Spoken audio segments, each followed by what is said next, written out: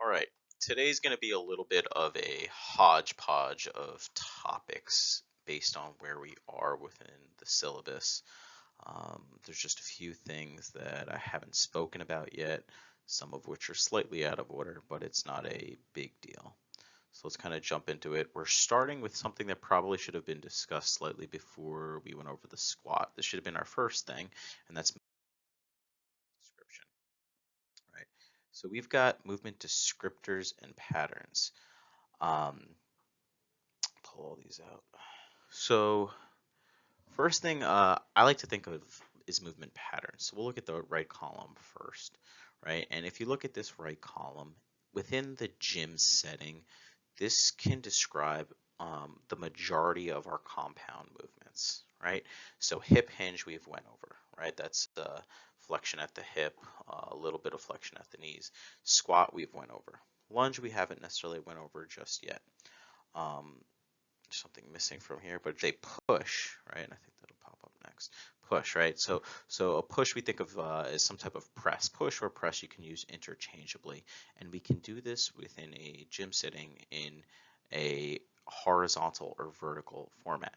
So one exercise which I'll be presenting a video shortly is the barbell bench press, and that is a horizontal press, right? So I'm pressing, we'll say, with 90 degrees towards my head. Okay, a vertical push or press would be something like an overhead press. So when you press overhead with a barbell, dumbbells, bands, whatever, when you're pushing up, right? A horizontal press or push would be this way. So again, that could be like a barbell bench press, dumbbell presses. It could be some type of machine where you're pushing up horizontally. Conversely, right, these movements have a horizontal or vertical pull, right? So there's usually an opposite for every press. There's an opposite, which would be a pull, and usually these come in the form of what we would call rows or pull-ups, right? So for like a horizontal row, we would do like a single arm dumbbell row, which again I'll show some videos for. A vertical pull might be like a pull up. It might be a lat pull down, something along those lines. Then we have rotational movements, whether it's in the hands or whether it's in your torso. We have rotational and twisting movements. And I like to also categorize jumping and plyometrics within this movement pattern as well. So then we have movement descriptors. Movement descriptors are a little bit more finite, so to speak. So movement descriptor, right, is going to help describe all of these movement patterns, right? So that's why I say they're a little bit more finite, right? They're a little bit more reductionist, okay? So when we squat, what happens? Well, when we squat, we have flexion and extension at three different joints. When we squat, we have flexion at the hip, flexion at the knee, and a small amount of flexion at the ankle joint, right? When we start to stand up from our squat position, we'll start to have extension at the ankle, knee, and hip joint, right? So that's how you see we can describe these things. When we hip hinge, right, I said this in the video, we have a large amount of flexion at the hip, small amount of flexion at the knee joint, right? So that's flexion extension, right? And more simply, right, if you wanted to watch from here, right, flexion at the bicep, right? So I would flex at the bicep, extend, flex, extend. For every degree of flexion, there's usually an equal amount of extension. Now, next standard movement pattern that you would find in a gym is adduction or abduction, right? So the simplest way that I found to remember the difference between abduction or adduction. Abduct means to take away, okay? So that means away from the body. So these are typically what we're talking about is lateral movements, okay? So abduction, right? If I'm doing, let's say there's a dumbbell in this hand, I am abducting my shoulder, okay, with the dumbbell, right? When it comes in, adduction, abduction, adduction, right? You could do the same exact thing with your leg. You'll see a lot of people, if they're specifically targeting like their glutes, they'll tie like a band around their ankle and they'll abduct and then bring it back in and adduct. All right, so you could see once again, a lot of the movement patterns have movement descriptors. Pronation and supination. Usually we refer to the hands if we're talking about this. Most commonly, pronation and supination are referred to at your ankle when people look at running, but we're talking about in the gym setting. So within the context of a gym, right? Supination, the simplest way to think about soup is think you're eating soup. And what would you do? You'd rotate this hand, right, to get it up here. So supination is this way, pronation is the other way, right? And then finally, we have contraction type. Okay, so contraction type we're referring to what our muscles are actually doing. Okay, the easiest way to think of it is typically lowering, right, is an eccentric. All right, so if I'm lowering a bar towards my chest, that is the eccentric component. As I am going to extend, that is the concentric component. Right? If I am doing a pull-up and I'm pulling myself up, because that's the upward phase, that's the concentric, lowering is the eccentric, right? And this is representative of the actual muscle actions that are taking place. Isometric would be an equal amount of force in either direction, so some type of hold. Typically, the most common isometric hold that we think of is a plank. All right, so moving on to something not so related.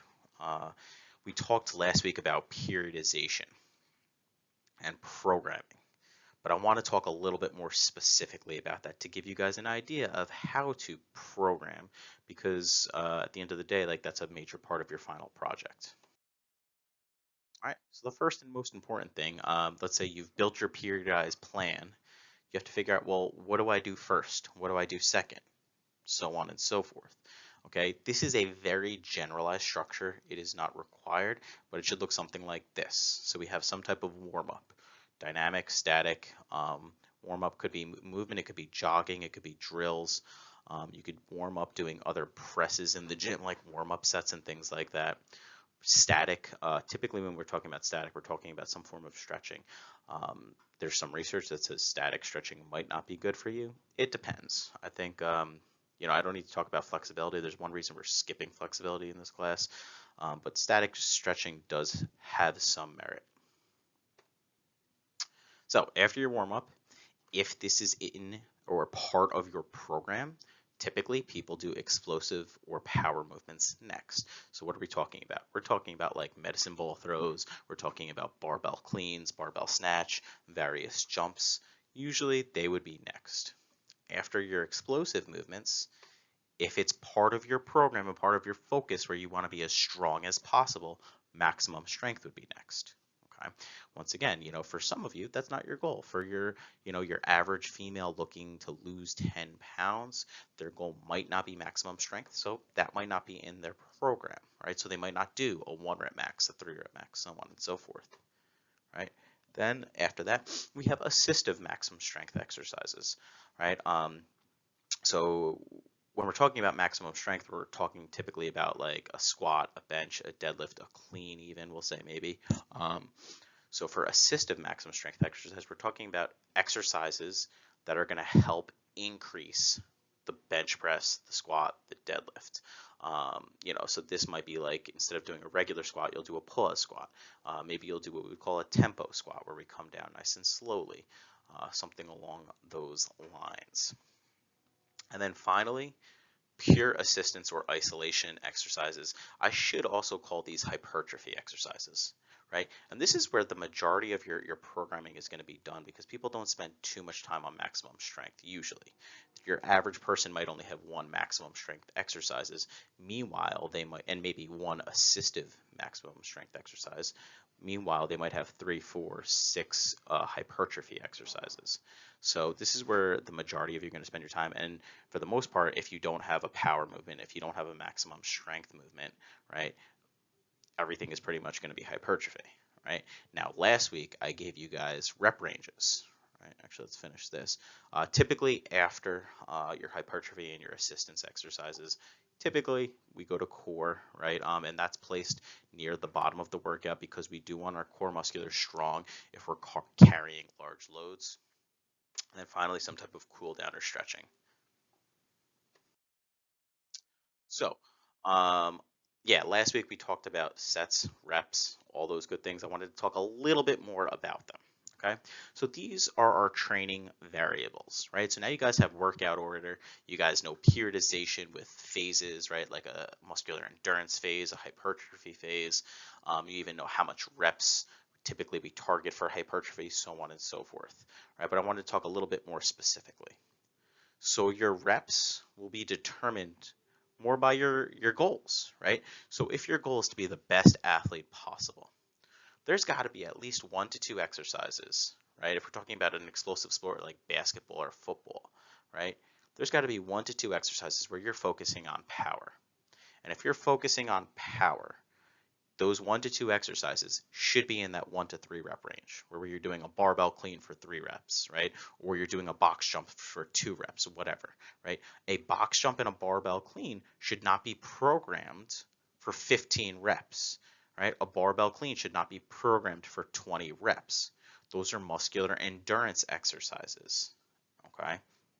And again, if that's your goal, they should not be in there, okay? Then we move on to sets. Okay, so sets is, I just gave you guys a guideline. Typically when we're programming, we're writing in 1 to 5 sets. So what do I mean by reps and sets? That's a good point at this point. A rep is how many things you're actually doing. So 1 repetition, 2 repetitions, 3 repetitions, so on and so forth. If you have, let's say, 10 repetitions programmed in, you do all 10 straight. Then you take a rest interval, whatever your rest interval is. Then you perform a second set of 10 reps, third set of 10 reps, so on and so forth. But usually we write in somewhere between 1 to 5 sets. Sometimes we get in the 6 to 7 range. I mean, it's very, very, very rare that we ever get over 8 sets. Very rare, very rare. All right. Rest. So rest is going to come back also, in my opinion, and be heavily dictated by your goals. Right, so it depends on the goals. Rest periods can be as short as like 15, 20, 30 seconds, upwards of like 8 minutes. 30 seconds to 8 minutes, that's a massive range. And what do I mean by it's going to depend on your goals?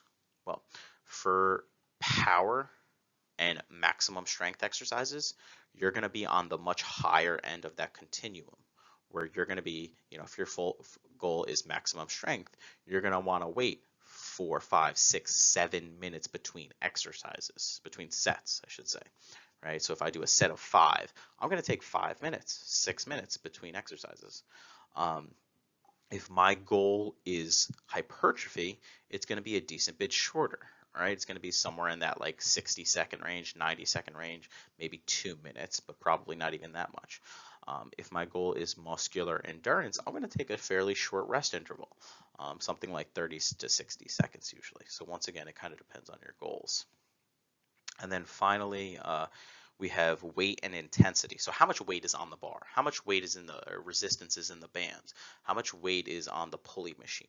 Okay, this is incredibly important. And once again, it depends on your goals, but more specifically, the weight or intensity is going to be based upon how many reps we have or our goal rep ranges, right? So like if our goal is maximum strength, we've already said we want to stay between 1 to 5 reps. So let's say we program in 3 repetitions. We want to do the appropriate amount of weight for 3 repetitions. What is that? Whatever the weight, whatever you can get for 3 reps. But if I could do 3 reps and I'm not close to what we would call muscular failure, let's say I could have really done 15 more, the weight is inappropriate. Okay, if I could have done 15 more reps, the weight is inappropriate. We should always be somewhat close to muscular failure. Like I would argue that for any goal here, right, whether your goal is maximum strength or muscular endurance, right, I would argue you have to be somewhat close to muscular failure. Somewhat close being, I don't know, maybe 5, 6 reps in the tank, right? Meaning you could do 6 more reps at the completion of the set. If you could do 15 more reps every single set, you are inadequately or incorrectly programming the weight or intensity, okay? And then finally, the last two are frequency and modality. And this is just how many times you do certain things. Okay, how many days per week am I going to address legs? How many days per week am I going to squat? Right? And modality is going to also be very specific. I mean, we're talking about resistance training, so that kind of narrows us down to the modality of resistance training. But within that realm, there's other things. If like my goal is to grow my legs, what's my modality to grow my legs? Am I going to do barbell back squats? Am I going to do leg extensions? Am I going to do a leg press? Am I going to do all of them? These are things to consider.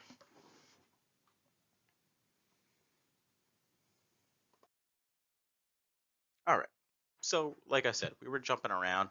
This is on our syllabus, but assessment is important. Okay. So, why do we do assessment?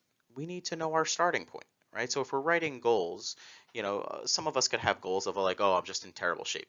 Well, we can get a more accurate assessment of where we're at through various tests. Okay. And then once we know truly where we are, we can set better, more realistic goals.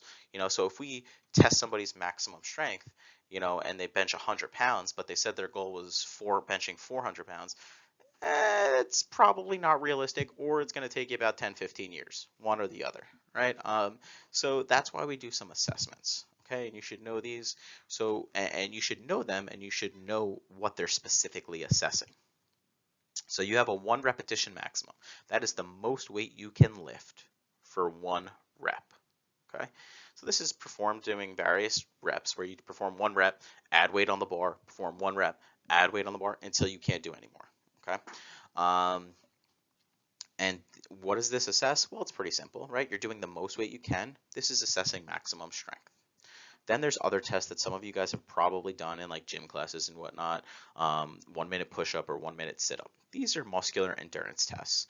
For the most part, everyone can do a sit-up. For the most part, many people, maybe not everyone, but many people could do a push-up or a variation of a push-up. And that's assessing muscular endurance because oftentimes, people are getting more than 10 reps, usually more than 15 reps, depending on the person. And that's why we call it muscular endurance test.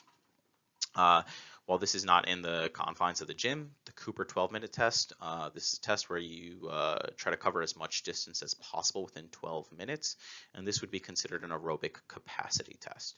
Well, you would probably perform this if you're trying to figure out, if you're trying to, run a 5K, run a marathon, or maybe in some cases there's some things like a police officer test where you want to know where you stand to kind of make sure you pass that test. Pull-ups or arm hang, I'll use those interchangeably. This is where it kind of depends. Pull-ups, right, are where I often see people can't do a pull-up, or I see people can't do, they do a pull-up test and they get 2 or 3 crappy reps, right? So for those people that are doing 2 or 3 crappy reps, that's maximum strength. We're assessing maximum upper body strength for them, right? You'll see certain people get 7, 8, 10 reps. Okay, we're probably working on muscular hypertrophy, although it's not really an assessment of it, but that's what we're working on. If you see these people getting 12 to 15 to 18 to 20 reps, they're assessing muscular endurance. Muscular endurance is really what we're assessing, and it kind of comes back to those rep ranges, which I sent to you guys in the last series of slides. All right, so that kind of wraps that up. You guys now have a lot so far this semester. We've got information on setting goals. We've got information on assessment, how to set better goals. We've got information on periodization and programming. We've got information on how to manipulate those variables within the periodized plan. And we've also got some videos on technique, on how to squat, how to hip hinge. Later today, I will send you guys a video on barbell bench press technique. You guys at home will end up doing a floor press, but a lot of the same premises will apply. All right, thank you, and that's it.